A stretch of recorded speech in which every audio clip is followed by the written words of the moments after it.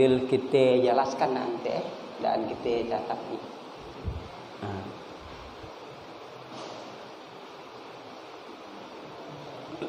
Pelajaran ke-12 itu adalah titik ba. Ada 4 pendapat yang nak kita anukan. Sebenarnya 5 dia nanti pendapatnya. Yang kelima dan kita anukan, tapi langsung kita anukan dalam catatan buku ya. Jadi titik ba itu Al-Fatihah terangkum di dalam bismillah. Kemudian bismillah terangkum, bismillahirrahmanirrahim terangkum dalam huruf ba. Kemudian huruf ba terangkum di dalam titik. Jadi yang nak kita bicarakan di situ adalah titik. Jadi bukan kita tolen yang membicarakan, tapi ulama-ulama gedolo membicarakan tentang titik ba. Nah, kita jadi ngikut ulama, kita hanya mengikut ulama. Tapi itu kita gumpulkan menjadi 4 pendapat. Nah, oleh sebab itu nanti apabila ada berlainan pendapat ya kita akui karena pendapat itu adalah banyak. Nah, tapi kita alhamdulillah kita dapat mengetahui 4 pendapat, 5 di sebenarnya nanti. Nah, jadi nanti kita mendengar orang ya sesuai dengan pendapatnya. Nah, ya. Yang pertama adalah titik ba. Yang pertama adalah huruf ba kan ya. Pendapat pertama itu ya. Nah, itu. Ba.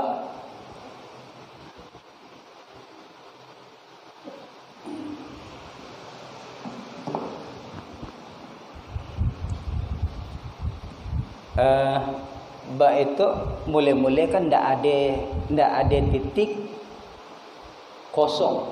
2 kali kosong ya. Kosong kemudian ada titik, setelah ia titik 2 kayak baru alif. Ya nanti rumusan berikutnya ya. Tapi kita itu berbicara titik ba aja. Jadi titik ba itu menurut pendapat pertama, titik ba itu maksudnya titik adalah zat Allah, adalah Allah sendiri.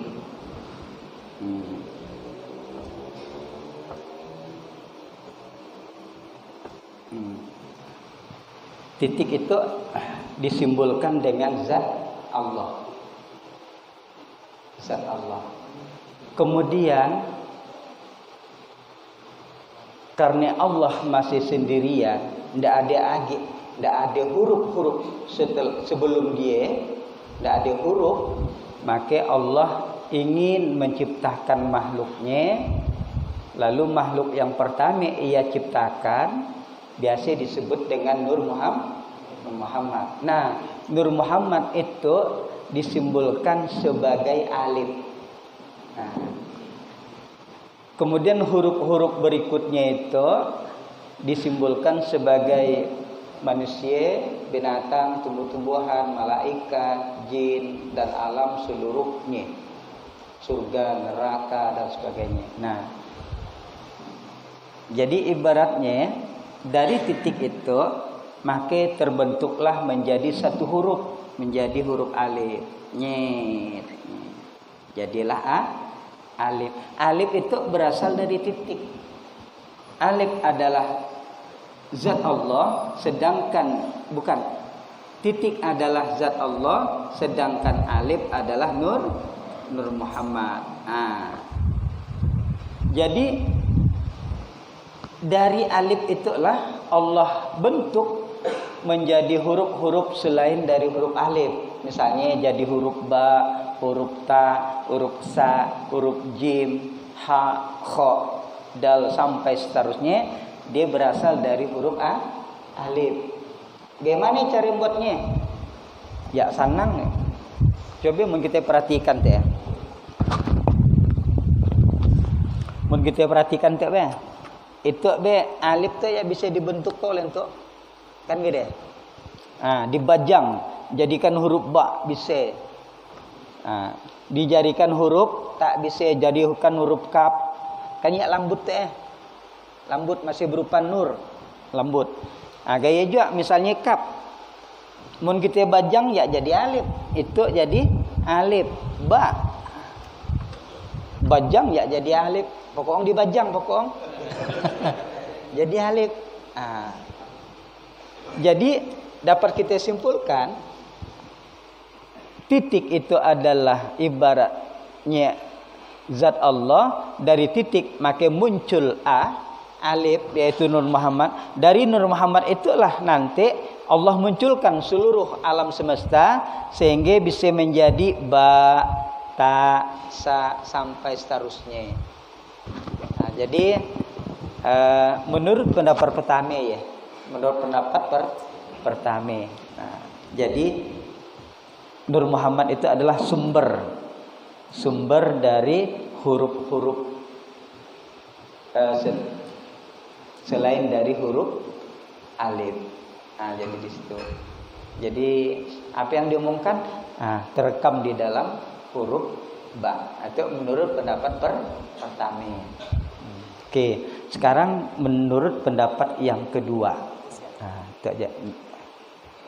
Itu aja di bawah. Oh. Yang ba yang nak ajari.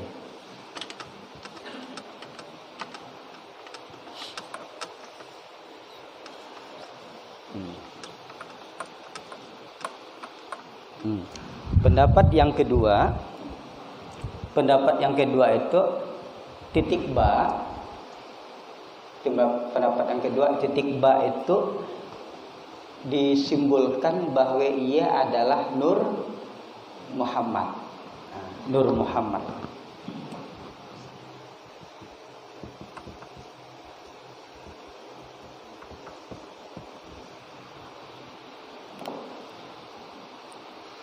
Kemudian dari huruf ba itu, maksudnya dari titik itu, maka muncul huruf alif. Maka muncul huruf alif. Alif itu diibaratkan insan, yaitu manusia. Jadi itu ibaratnya manusia. Kemudian dari titik itu muncul alif insan dan bisa muncul beberapa huruf yang lainnya. Misalnya ta, sa, jim, ya mungkin malaikat, mungkin bangsa jin dan sebagainya. Tapi kita berbicara hanya kepada manusia. Lalu di mana Allahnya? Kan gede. Kalau titik ia adalah Nur Muhammad, lalu jadilah alif. Alif itu adalah insan atau manusia atau bentuk huruf-huruf yang lain yaitu alam semesta dan segala isinya. Lalu di mana Allah? Kan gede. Allah ya yang tukang buat titik. Allah yang tukang buat titik. Yo, tukang gaya kan ya. Dari titik itu muncul alif. Alif itu adalah insan. Dari titik muncul ba. Dari titik muncul kaf. Ya. Jadi titik itu adalah Nur Muhammad. Jadi Nur Muhammad itu adalah manusia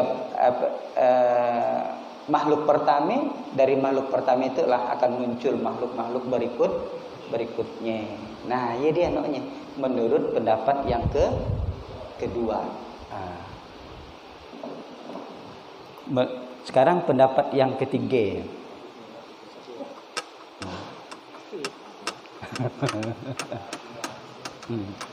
Nah, boleh dihapus ya sebenarnya.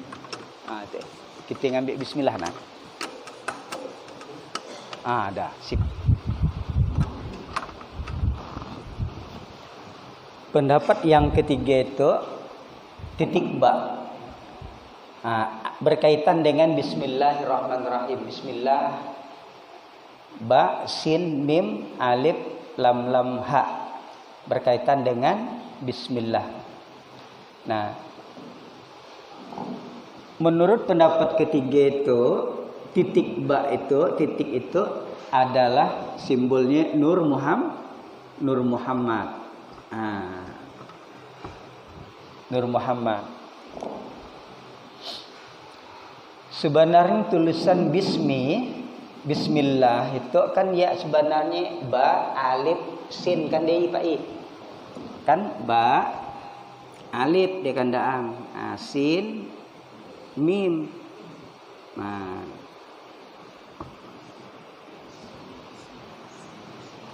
Lalu ditiadakan, dikosongkan, lalu jadi tu lah. Nah, jadi alif itu sama simbolnya dengan manusia, insan, alif ya. Jadi sama dengan manusia. Jadi titik itu adalah Nur Muhammad. Alif itu yang ghaib itu jadi insan, manusia. Jadi sin itu adalah simbol dari ajaran. 3 gerijing kan dia? 3 gerijing, syariat, tarekat, dan hakikat. Ya. Sin sin hakikat. Mim itu adalah simbol Muhammad, Nabi Muhammad. Jadi bukan Nur Muhammad tapi Nabi Muhammad. Nur dah menjadi nabi. Kemudian itu Allah ya Allah.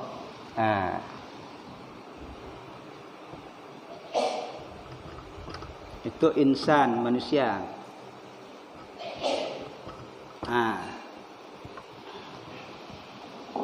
Oke, coba kita anokkan dulu Pak I. Titik itu adalah Nur Muhammad. Sin itu kalau alif yang tersembunyi adalah manusia, insan. Sin itu adalah lambang ajaran. 3 gerijing berarti syariat, tarekat, dan hakikat. Mim itu adalah Nur Muhammad, mim adalah Nur Muhammad, Allah ya tetap Allah. Nah, nyampe tang bisa jadi gitu. Nah, kita kembali pembelajaran kita yang kelima, perjalanan ruh kali. Nah, kita kembali kita kan pada waktu ia berada di alam lahud, ruh kita kan bersama dengan Nur Muhammad. Lalu Allah nak nurunkan kita ke langit dunia, yaitu ke bumi, maka diturunkannya kita dari alam lahud ke alam jabarut, dilapis lagi ruh kita ya. Bukan lagi sinarnya terang, dilapis sehingga sinar tidak terlalu terang. Setelahnya diturunkan lagi kita di alam malakut. Kemudian diturunkan lagi, dilapis lagi, diturunkan ke alam mulki, yaitu alam dunia. Kita bertemu dengan jasad. Padahal perjanjian kita dulu di alam lahud itu alastu birabbikum qalu bala syahidna. Waktu kita di alam lahud bersama dengan Nur Muhammad ditanya oleh Allah, para ruh, para arwah, apakah aku itu bukan Tuhanmu? Langsung para arwah, para ruh semuanya menjawab, benar engkau adalah Tuhan kami. Maka semuanya ruh itu mengakui, kita semuanya mengakui bahwa Allah sebagai Tuhan kita. Tetapi setelah kita diturunkan di alam mulki, alam dunia, udah bertemu dengan jasa, maka kita lupa segala-galanya. Contohlah lupa inyan kita. Padahal dulu kita berjumpa gitu, lamaang lah kita berada di alam lahud gitu, ribuan tahun, kan dia. Tapi tidak lalu ingat kan? Baru sengalan itu baru ingat. Mendolo tidak lalu ingat, tidak jumpa. Padahal dia dulu pernah jumpa, lupa. Oleh sebab ialah dengan kebijakan Allah, maka manusia yang dah diturunkan di permukaan bumi, maka diturunkanlah kitab-kitab, yang diturunkanlah para nabi untuk mengajarkan kita. Nabi Adam, Nabi Musa, Nabi Muhammad, yaitu kepada umat Islam atau manusia-manusia di seluruh dunia itu. Nah, disinilah maka Allah menurunkan. Nah, yang tadinya titik itu masih Nabi Muhammad atau Nur Muhammad itu masih berada di alam lahud. Lalu diciptakan manusia, turun di permukaan bumi, manusia sudah banyak lupa. Agar bisa ingat kembali jalan yang lurus, maka harus dibimbing dengan 3 ajaran. Kalau manusia mau bermakrifat kepada Allah, mau mengenal kepada Allah, harus menjalankan 3 ajaran.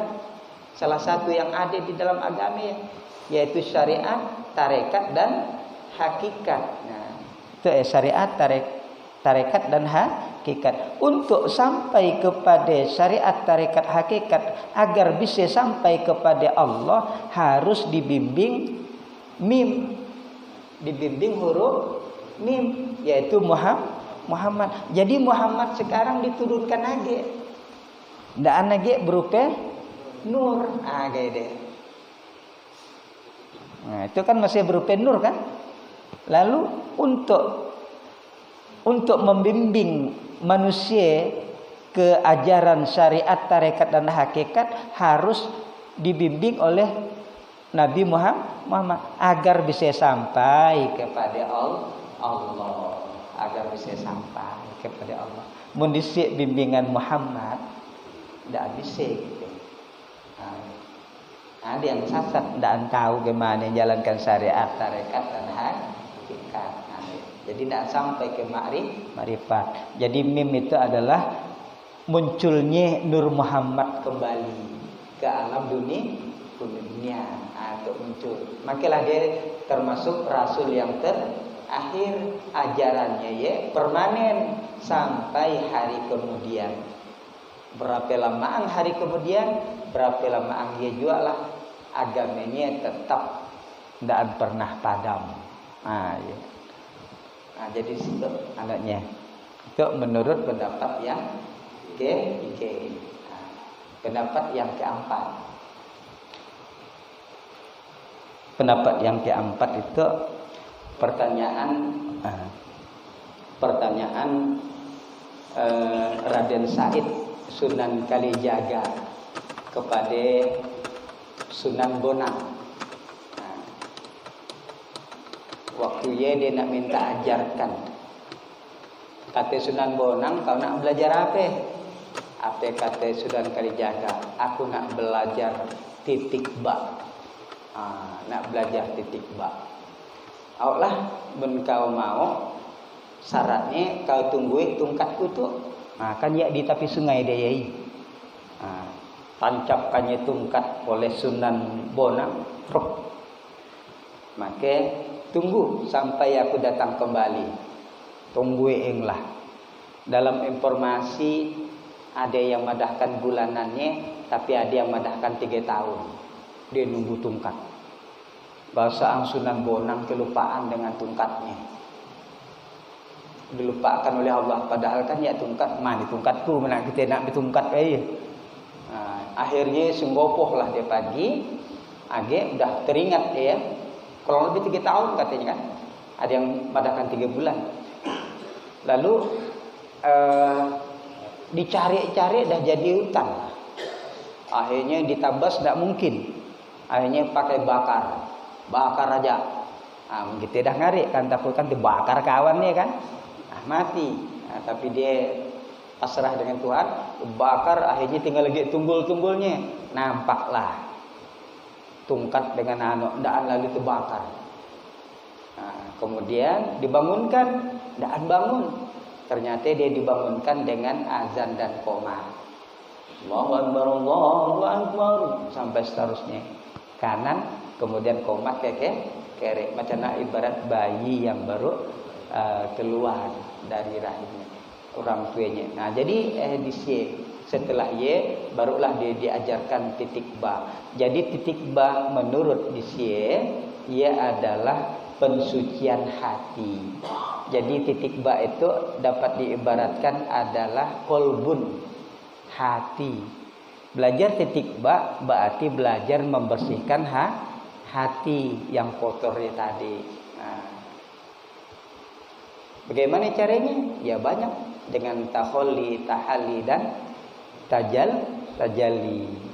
Mengosongkan diri dari sifat-sifat yang tercela. Bertobat dulu kita. Bertobat, mengosongkan diri dari sifat-sifat yang tercela, yaitu taholli namanya. Taholli. Setelah kosong, setelah bertobat, Nah, kan gelas ibaratnya itu yang tadi ada sakar kopi, sakar macam-macam sakar lah. Nah, susu, sakar rape dan sebagainya, ya kan? Maka tahuli itu artinya dibersihkan, dikosongkan dengan jalan bertobat, mandi tobat, sholat tobat dan sebagainya, dibersihkan. Maka gelas itu udah bersih dari kotoran. Nah, itu disebut taholi. Nah, untuk ngisi gelas yang bersih ya tadi, yang dah dibersihkan, diisi dengan air sesuai dengan selera kita, minuman, maka disebut dengan tahalli. Nah, tahalli itu diisi dengan sholat, dengan puasa, dengan misalnya berzakat, bersedekah, silaturahim, berzikir, diisi. Kemudian setelah ia baru terjali berarti terjadi kenyataan. Yang tadi diisi dengan minuman lalu diminum, maka hilanglah dahaganya. Hilanglah dahaganya dan sebagainya. Nah, hilang dahaga itu yang tadinya lapar atau haus, maka menjadi tidak haus, maka itulah disebut dengan tajalli. Nah, yang tadinya dia terdinding kepada Allah, maka sekarang sudah terbuka hijab. Jadi tajalli itu bisa disebut dengan musyahadah, terbuka hijab antara kita dengan Allah. Oleh sebab bapak-bapak nak solat baik. Solat kan perjalanan cukup jauh, maka kita mendapat berdoa dulu dalam hati sebelum membaca niat. Minta jauhkan dulu pada setan, tak jauhkan kan. Kemudian setelah kita berdoa dalam hati, ya Allah. Nah, kan dia, ya Allah, singkaplah singkaplah yang tabir yang menghalangi aku dengan engkau. Allah singkap kalau kan nyaman ya. Belum disingkapnya masih belum lah. Ya Allah, singkaplah tabir yang menghalangi aku dengan engkau. Jadi sebenarnya yang menghalangi kita dengan Allah itu adalah ya kita. Mungkin karena dosa-dosa kita, mungkin karena keingkaran kita, tidak keikhlasan kita kepada Allah. Mungkin takabur kita yang menghalangi. Nah, jadi kita minta bukakan kepada Allah, minta singkapkan. Kalau dah tersingkap, maka gampang. Gaya juga dalam berzikir, dalam kita berzikir, Pak, nak mulai berzikir ini. Sebelum ila hadrati boleh, ya Allah singkaplah tabir yang menghalangi aku dengan engkau sehingga aku bisa menyaksikan engkau. Kalau kita dah bisa menyaksikan Allah, ya makhluk-makhluknya yang gaib lebih bisa aja. Karena yang sulit kan kepada Allah. Kalau yang gaibnya kan tidak terlalu sulit. Ya dia disik dah langsung mukasyafah jadi kita. Mukasyafah terbuka hijab. Ya memang perlu berdoa juga. Berdoa juga sebelum berzikir. Jadi makin kerap berdoa, makin ada harapan untuk dikabulkan. Disitulah Imam Sunan Kalijaga. Tapi setelah dia belajar ada juga hati masih belum bersih. Hanya dia ditanam macam nak pelajaran tarekat Naqsabandiyah, ditanam. Kemudian ditanam, dikubur, kemudian setelah dah sekian lama dibuka age, kemudian baru Sunan Kalijaga merasakan bahwa hatinya sudah agak bersih. Jadi yang membuat kita tidak bagus itu kan hati tidak bersih, membuat kita tidak bagus. Nah, pertama tentu harus dikosongkan dulu dari kotoran-kotoran. Yang kedua baru diisi. Setelah kosongnya baru diisi dengan kebaikan-kebaikan ibadah-ibadah. Yang ketiga, insya Allah nanti akan terjadi hakikat yaitu kenyataan, penyaksian kepada Allah atau penyaksian hal-hal yang gaib. Nah, di situ memang madahkannya sih sanangnya. Kosongkan dulu. Tidak kosong-kosongnya. Ya payah nak ngosongkannya kan. Ada hal-hal yang kita sayang nak ngosongkannya ya. Ada kan? Ada yang mau nak dikosongkan, tapi ada yang sayang nak dikosongkan. Yang sayang itu dia yang menghambat kita. Yang nak menghambat. Nak ditunda dan sebagainya. Mangkelah kita tidak perlu gegabah dengan banyak ibadah. Tidak perlu gopoh dengan banyak ibadah. Nah, itu kan kita suka gopoh kan. Tapi kotoran masih ada. Akhirnya nyupannya seorang. Nyupannya. Di mana nyurang parcume. Ayo. Parcume itu ada nyurang kan. Parcume. Tunggang tungkit. Tapi ada tapi yo. Yang susah. Menggaya sana ibadah. Ya salah juga. Ibadah juga. Cuma lah lihat-lihat itu yang penting sambil jalan lebih bagus atau didolokkan tobatnya mendapat sigit-sigit pun boleh. Aku nak ngilangkan itu dulu mudah dah mantap, aku nak ngilangkan itu lagi, nak mantap ngilangkan itu lagi, ya bisa. Ialah yang disebut dengan riyadhah,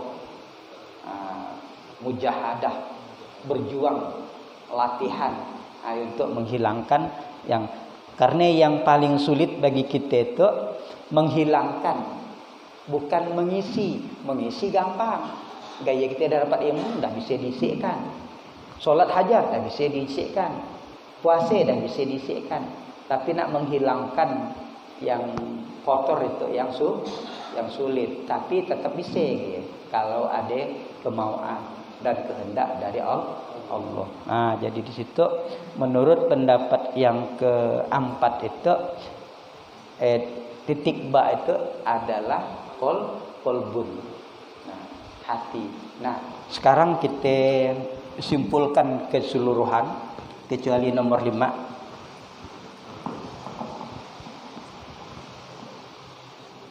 Semenjak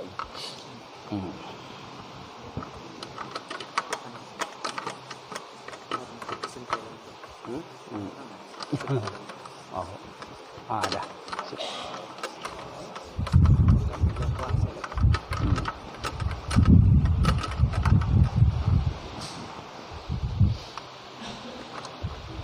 Kita ngulang enggak itu ndak nyari di gambar Pak I.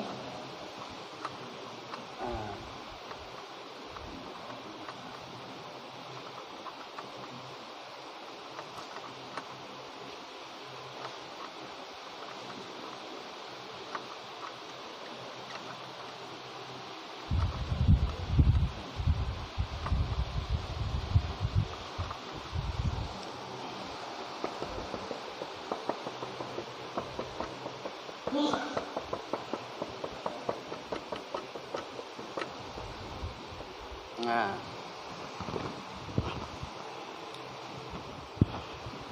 itu kesimpulan sekaligus jadi amaliyahnya. Titik ba adalah titik kan nih. Yang tadi adalah Allah, bisa terjemahan jadi Allah, bisa terjemahan Nur Muhammad, bisa terjemahan hati atau ruh kan GDI. Nah, jadi sebenarnya untuk menghidupkan titik itu tadi, untuk menyambung titik-titik yang ada pada tubuh kita itu adalah dengan jalan satu-satunya adalah dengan jalan zikir. Dengan jalan zikir. Zikir itulah ibarat mesin. Kalau mesin dah hidup, maka dia bisa bergerak.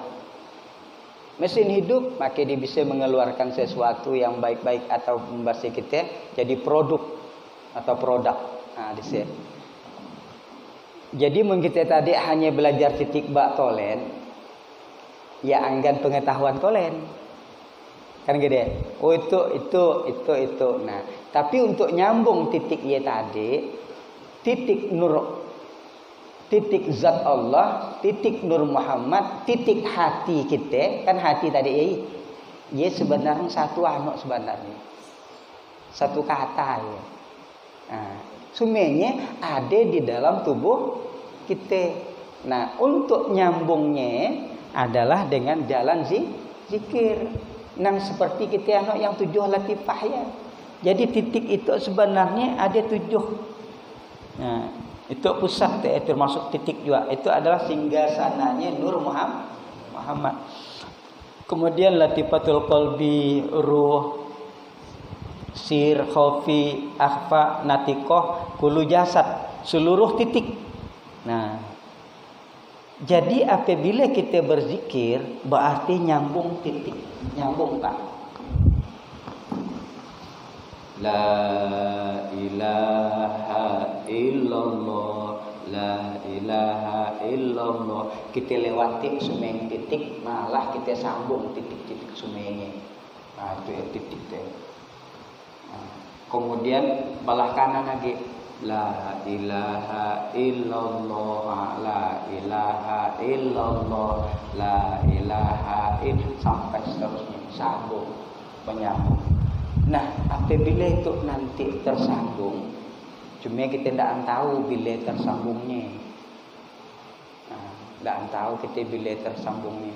Tapi kalau kita terus menerus nyambung, istiqomah, terus nyambung karena ke titik tersentuh ke titik-titik ia adalah titik ruh kita, ia adalah titik ruh Nur Muhammad, ia adalah titik nur zat Allah, cahaya Allah. Jadi kalau ia dah tersambung ketiga, nyatu kepada jasad, takluk kepada ruh, ruh takluk kepada Nur Muhammad, Nur Muhammad dan ruh kita takluk kepada nur zatnya Allah, maka kita dah tersambung dalam titik. Kalau kita dah berada dalam titik Nur Muhammad dan titiknya nur zat Allah, berarti kita itu membahasai Tuhan. Kalau aku dah mencintai makhluk hamba aku dah jadi tangannya, aku dah jadi tangannya. Kakinya, aku dah jadi kakinya. Mulutnya, aku dah jadi mulutnya. Matanya, aku dah jadi matanya. Hadis sahih ya. Kan di menah gaya kan nyaman. Makilah menurut para wali, apabila manusia dah tersambung kepada titiknya Allah, titik ruh kita itu masuk kepada titik Nur Muhammad, Nur Muhammad masuk kepada titik nur zatnya Allah, maka bumi itu ibarat setapak bagi kaki para wali. Pendengarannya itu menjadi pendengaran Allah. Bila dia berkehendak untuk dengar hal-hal yang jauh, yang telinga nyata tidak bisa melihatnya, telinga batin bisa mendengarnya. Telinga mata tidak bisa melihat, tapi mata batin bisa melihat. Nah, di situ dia. Cuma bila nak ambil ya. Bila. Cuma kalau tergantung Allah. Boleh jadi kalau setiap orang ada yang dicapati oleh Allah. Ada yang tungkur dangkar baru karena dah lama. Ada bertahun-tahun, belasan tahun, malah puluhan tahun. Ada yang baru 2 tahun, 3 tahun udah. Jadi yang penting kita sambung terus. Makanya hayatan kita usah nak lupa goresan-goresannya. Ya sebenarnya goresan itulah untuk nyambung sebenarnya. Untuk nyambung. Bayangkan dari pusat itu dari Nur Muhammad kita bawa ke apa itu? Baitul makmur, dibawa age yang batas yang tak terhingga, bawa age ke arasnya Allah, bawa age ke Baitullah, singgasana Tuhan sampai seterusnya. Balikan age sami juga karena lintasan-lintasannya sehingga nanti sumi-suminya singgasana itu masuk jadi satu. Mudah kita karap melintas be ya pasti kena tagur juga be kelamaan. Biarpun dia ngirigitan be ngape tam lintas tolen tapi ya kena tabur. Ngape kalau lintas tolen. Nah, lama-lama kan kenal dengan kita kan nyaman. Ya situ aja. Nah, mudah situ yo masuklah kita. Mangkilah lewati dulu alekan dulu. Usahna tang lama enyan dia manggil aku alekan pokok sabar-sabar. Ah itulah perlu sabar. Nah, perlu sabar. Nah, jadi hanya iya aja yang dapat kita sampaikan.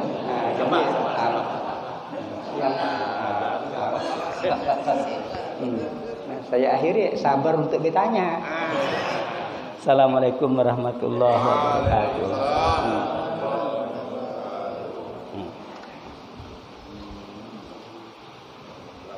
Nah, istirahat ke? Makan lagi ke? Iya nampak. Ya, yo ke siagi gitu ya.